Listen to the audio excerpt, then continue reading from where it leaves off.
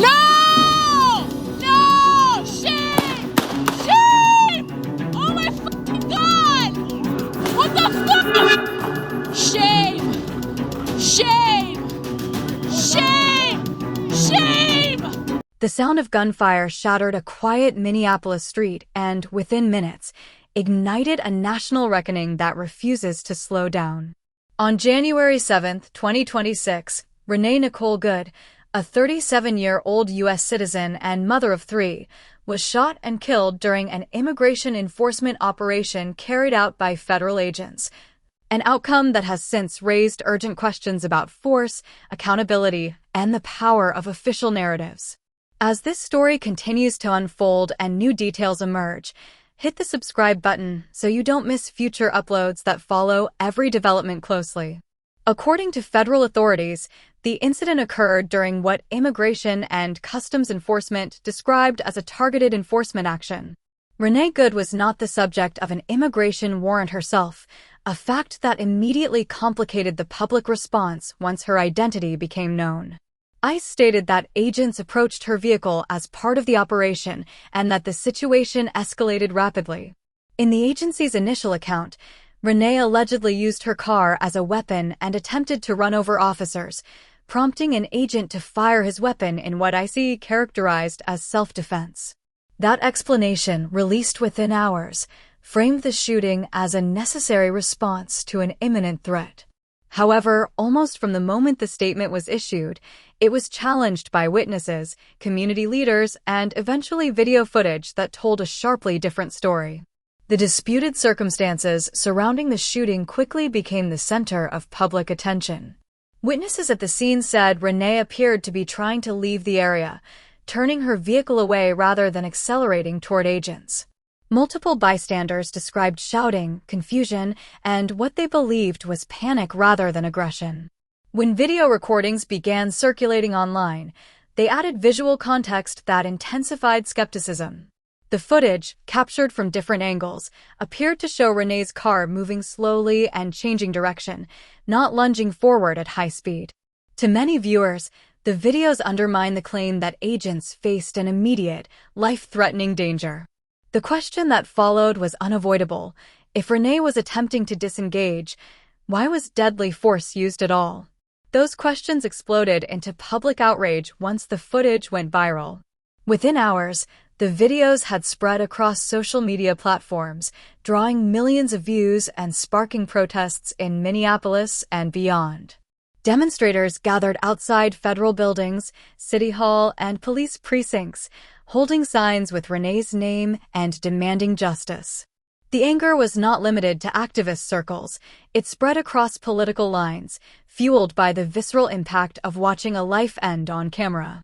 For many, the footage echoed past incidents where official accounts were later contradicted by video evidence, reinforcing a deep mistrust of initial law enforcement statements. The speed and scale of the reaction underscored how profoundly the public landscape has changed in the age of instant documentation. One of the most disturbing allegations to emerge from the footage was the claim that medical aid was blocked in the critical moments after Renee was shot. According to witnesses and video clips, a doctor who happened to be nearby attempted to approach Renee and render assistance. The footage appears to show agents preventing that doctor from reaching her, even as she lay wounded and potentially still alive. This detail intensified public fury, as it suggested that Renee may have had a chance to survive if immediate care had been allowed. ICE has not publicly explained this aspect of the incident in detail, and critics argue that preventing medical aid, if confirmed, represents a moral and possibly legal failure that extends beyond the shooting itself. As pressure mounted, conflicting official narratives further complicated the situation.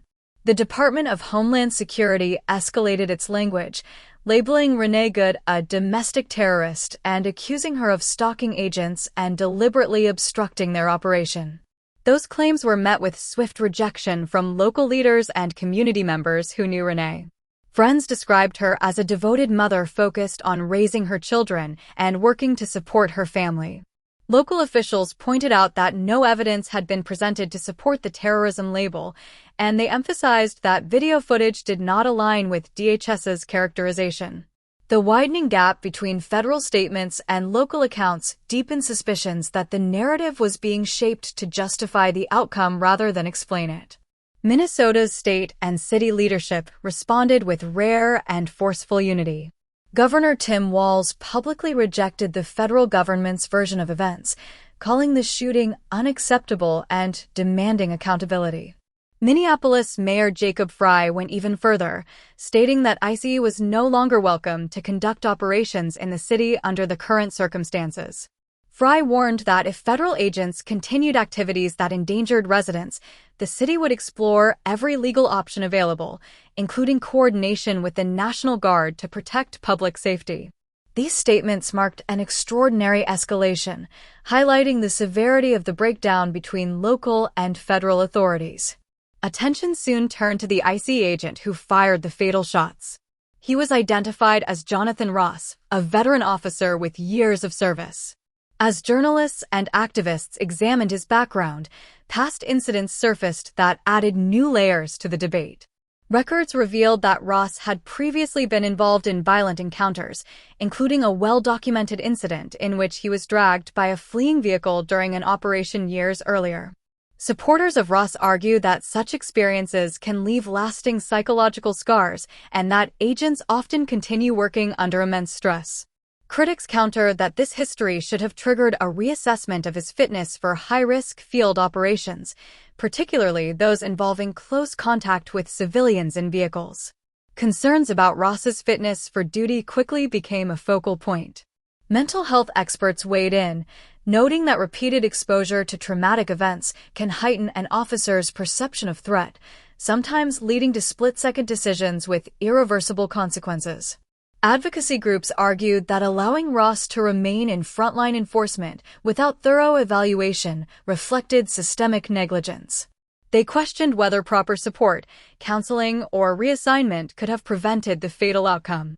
The debate shifted from individual blame to institutional responsibility, examining how agencies manage risk and care for both their officers and the public. Legal experts also began scrutinizing the incident through the lens of policy. Department of Homeland Security use of force guidelines generally prohibit firing at moving vehicles unless deadly force is clearly justified and no reasonable alternatives exist. Critics argue that the available footage does not show a scenario that meets that threshold. If Renee's vehicle was moving away or posed no immediate threat, firing into it could represent a violation of established policy. DHS has stated that the incident is under review, but skeptics worry that internal investigations often lack transparency and independence, leading to outcomes that reinforce rather than challenge institutional behavior. At the heart of the controversy lies the question of accountability. Will the agent involved face meaningful consequences, or will the case fade into a familiar pattern of disputed facts and unresolved responsibility? For Renee Good's family, especially her 3 children, the stakes are deeply personal. They have called for an independent investigation and urged officials to remember that behind every policy debate is a life lost and a family forever changed. Community leaders echo that sentiment, insisting that accountability is not about vengeance, but about ensuring that such a tragedy does not repeat itself. As the days pass, the shooting of Renee Nicole Good has become more than a single incident.